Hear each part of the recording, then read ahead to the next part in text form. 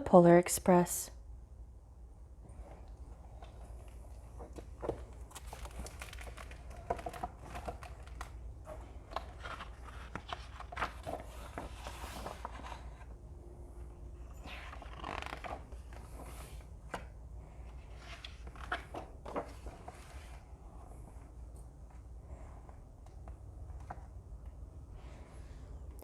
On Christmas Eve, many years ago, I lay quietly in my bed. I did not rustle the sheets.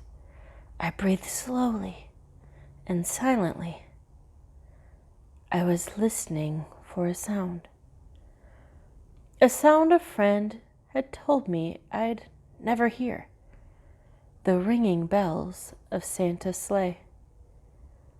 "There is no Santa," my friend had insisted, but I knew he was wrong. Late that night, I did hear sounds, though not of ringing bells. From outside came the sounds of hissing steam and squeaking metal.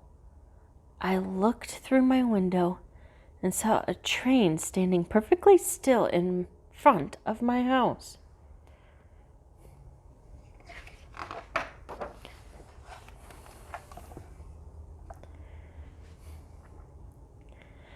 It was wrapped in an apron of steam. Snowflakes fell lightly around it. The conductor stood at the open door of one of the cars. He took a large pocket watch from his vest and looked up at my window. I put on my slippers and robe. I tiptoed downstairs and out the door. "All aboard!" the conductor cried out.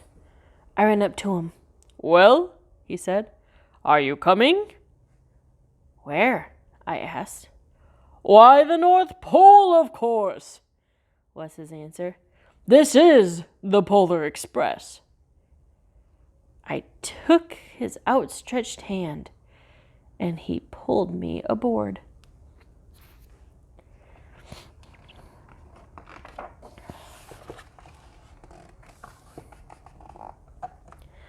The train was filled with other children, all in their pajamas and nightgowns.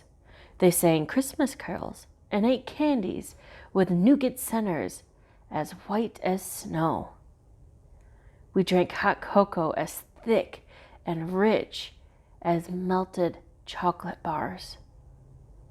Outside, the lights of towns and villages flickered in the distance as the Polar Express raced northward.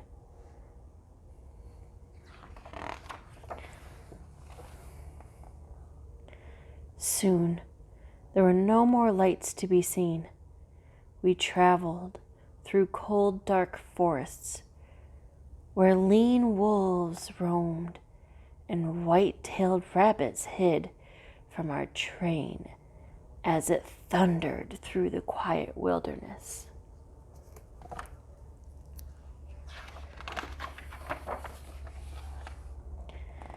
We climbed mountains so high it seemed as if we would scrape the moon.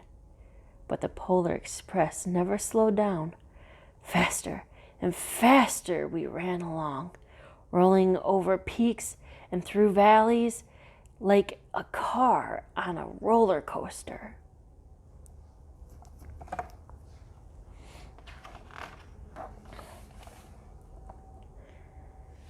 The mountains turned into hills, the hills to snow-covered plains. We crossed a barren desert of ice. The great polar ice cap lights appeared in the distance.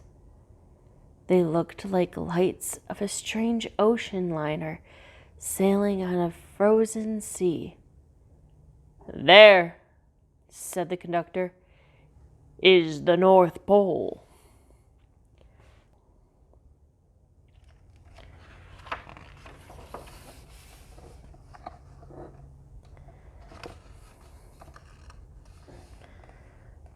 The North Pole was a huge city standing alone at the top of the world, filled with factories where every Christmas toy was made. At first, we saw no elves.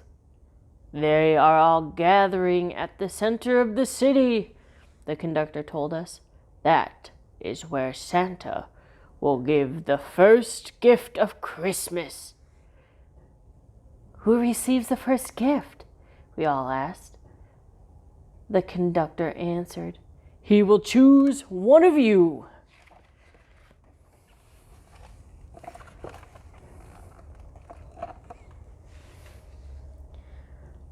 "Look!" shouted one of the children. "The elves!" Outside, we saw hundreds of elves. As our train drew closer to the center of the North Pole, we slowed to a crawl. So crowded were the streets with Santa's helpers. When the Polar Express could go no further, we stopped and the conductor led us outside.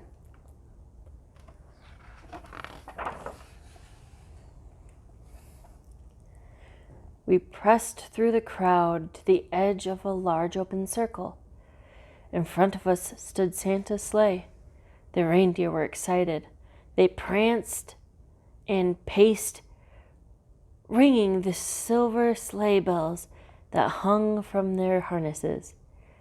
It was a magical sound, like nothing I had ever heard. Across the circle, the elves moved apart, and Santa Claus appeared. The elves cheered wildly. He marched over to us and pointed to me, said, "Let's have this fellow here." He jumped into a sleigh.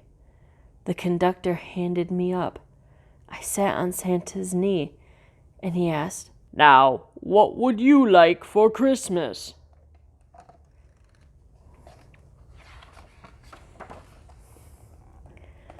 I knew that I could have any gift I could imagine, but the thing I wanted most for Christmas was not inside Santa's giant bag. What I wanted more than anything was one of the silver bells from Santa's sleigh. When I asked, Santa smiled.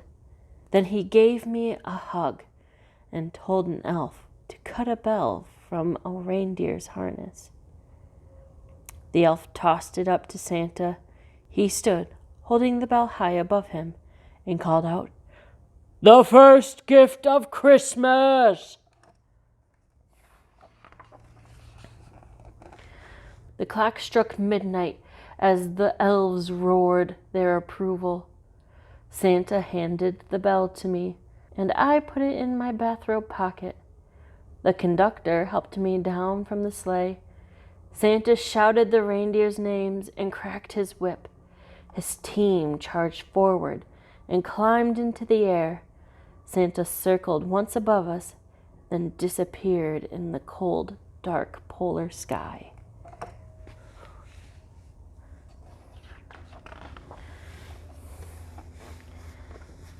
As soon as we were back inside the Polar Express, the other children asked to see the bell. I reached into my pocket, but the only thing I felt was a hole. I had lost the silver bell from Santa Claus's sleigh.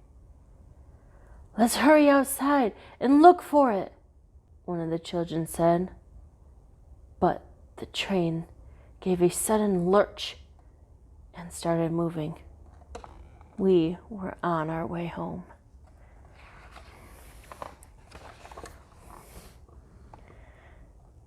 It broke my heart to lose the bell. When the train reached my house, I sadly left the other children. I stood at my doorway and waved goodbye. The conductor said something from the moving train, but I couldn't hear him. "What?" I yelled out. He cupped his hands around his mouth. "Merry Christmas!" he shouted.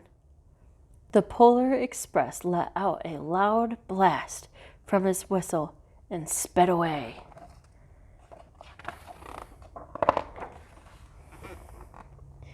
On Christmas morning, my little sister Sarah and I opened our presents.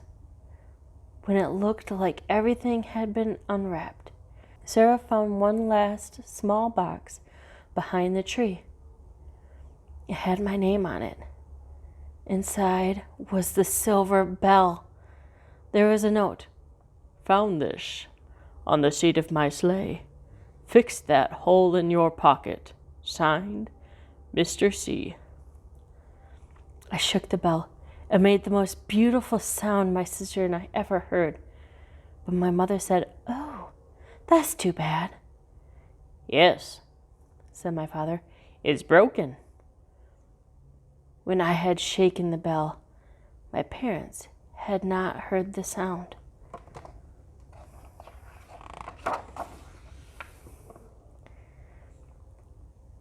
At one time, most of my friends could hear the bell, but as years passed, it fell silent for all of them. Even Sarah found one Christmas that she could no longer hear its sweet sound. Though I've grown old, the bell still rings for me, as it does for all who truly believe.